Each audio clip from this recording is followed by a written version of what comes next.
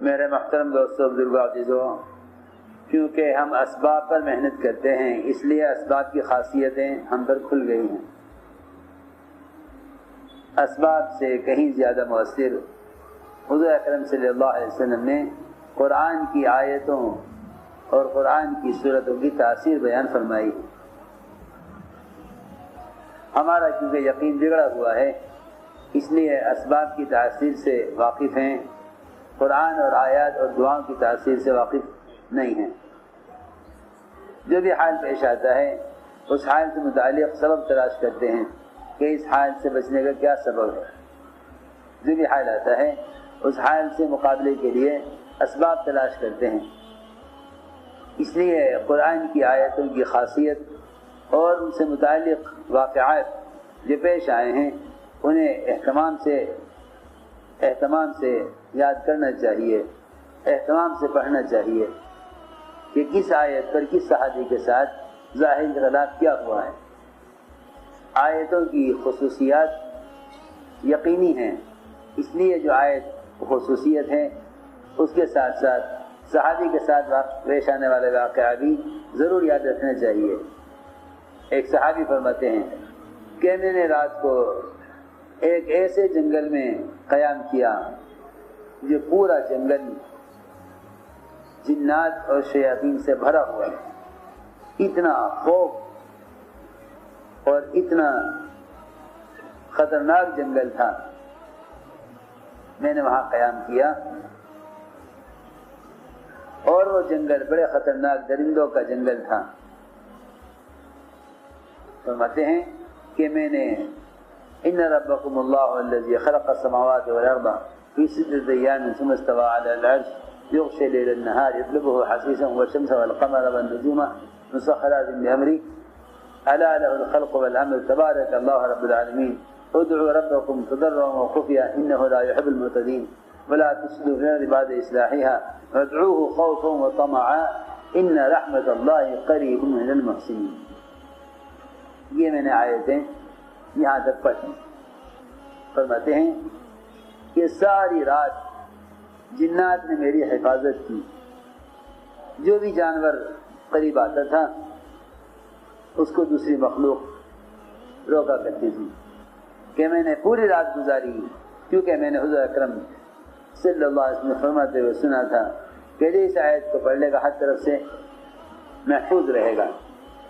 اس لیے صحابہ کرام ہر موقع سے متعلق آیتیں یاد بھی رکھتے تھے۔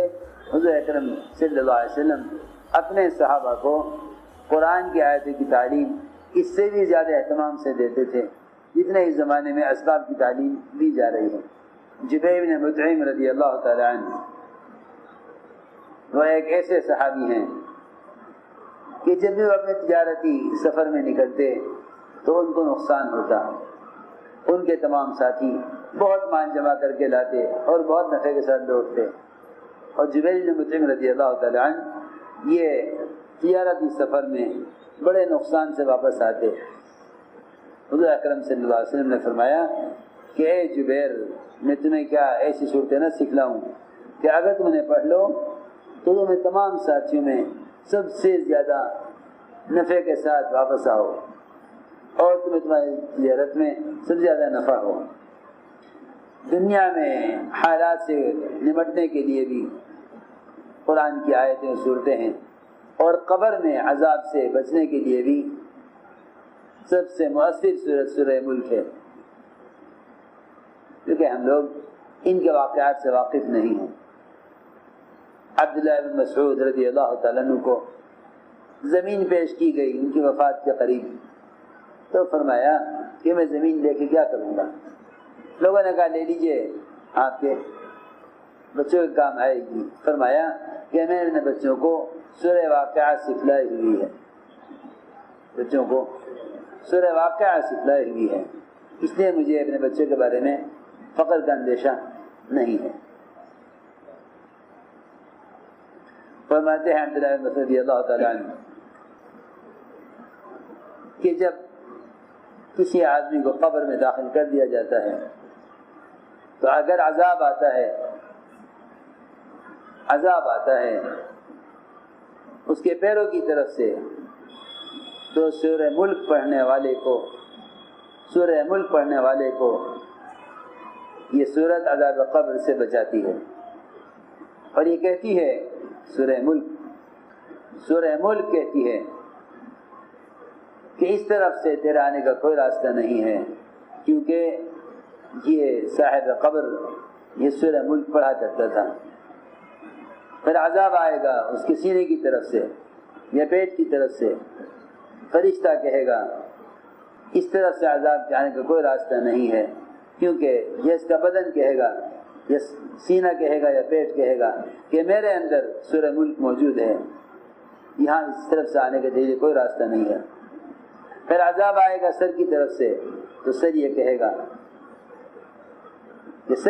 گا کہ اس طرف سے تیرے آنے کا کوئی راستہ نہیں ہے، کیونکہ یہ صاحب قبر سورہ ملک پڑھا کرتا تھا۔ پیٹ کہے گا کہ میرے اندر سورہ ملک ہے۔ پیر کی طرف سے آئے گا تو پیر بھی کہیں گے کہ اس طرف سے عذاب کے آنے کا کوئی راستہ نہیں ہے۔ جس طرف سے بھی عذاب آئے گا سورہ ملک عذاب کو روکے گی۔ ایک روایت میں ہے، فرماتے ہیں عمر رضی اللہ تعالیٰ عنہ کہ جس شخص نے سورہ بقر اور سورہ آل عمران اور سورہ نساء ایک رات میں پڑھ لی تو اس شخص کو قانتین میں سے لکھ دیا جاتا ہے۔ قانتین ہیں اللہ کی کامل اطاعت کرنے والے، یہ قانتین جو ہیں جو غفلت والے نہیں ہیں، اللہ کا ذکر کرنے والے۔ اور قانتین رات میں عبادت کرنے والے بھی ہوتے ہیں۔ جبیر بن مطعم کہتے ہیں کہ مجھ سے فرمایا حضور اکرم صلی اللہ علیہ وسلم نے کہ اے جبیر، کیا تو یہ چاہتا ہے کہ جب تو اپنے تجارتی سفر میں نکلا کرے تو تمام اپنے ساتھیوں کے مقابلے میں سب سے زیادہ نفع کے ساتھ واپس آئے اور تیرا توشہ سب سے زیادہ ہو؟ میں نے عرض کیا کہ میرا ماں باپ آپ پہ قربان، عرض کیا کہ میں یہ چاہتا ہوں کیونکہ میں ہمیشہ تجارتی سفر میں نقصان سے واپس آتا ہوں۔ آپ نے فرمایا کہ یہ 5 سورتیں اس طرح پڑھو کہ بسم اللہ کے ساتھ قل یا ایھا الکافرون، پھر بسم اللہ کے ساتھ اذا جاء نصر اللہ والفتح، پھر بسم اللہ کے ساتھ سورہ اخلاص قل هو اللہ احد، پھر بسم اللہ کے ساتھ سورہ فلق اور بسم اللہ کے ساتھ سورہ ناس، اور اس سب کے آخر میں ایک مرتبہ بسم اللہ پڑھ لیا کر۔ ہر سورت بسم اللہ سے شروع کرے اور آخر میں ختم پر بسم اللہ پڑھ لیا کرے۔ اور جبیر کہتے ہیں کہ میں اس سے بہت مالدار ہو گیا۔ میں پہلے سفر میں نکلا کرتا تھا تجارتی سفر پر، تو میرا حال سب سے زیادہ برا ہوتا تھا اور میرا توشہ سب سے کم ہوتا تھا، لیکن جب سے حضور اکرم صلی اللہ علیہ وسلم نے مجھے آیتیں سکھلائیں اور میں ان کو پڑھنا شروع کیا تو میرا حال سب سے اچھا ہو گیا اور میرا توشہ سب سے زیادہ ہو گیا، یہاں تک کہ میں سفر سے واپس آتا تھا تو مال کثیر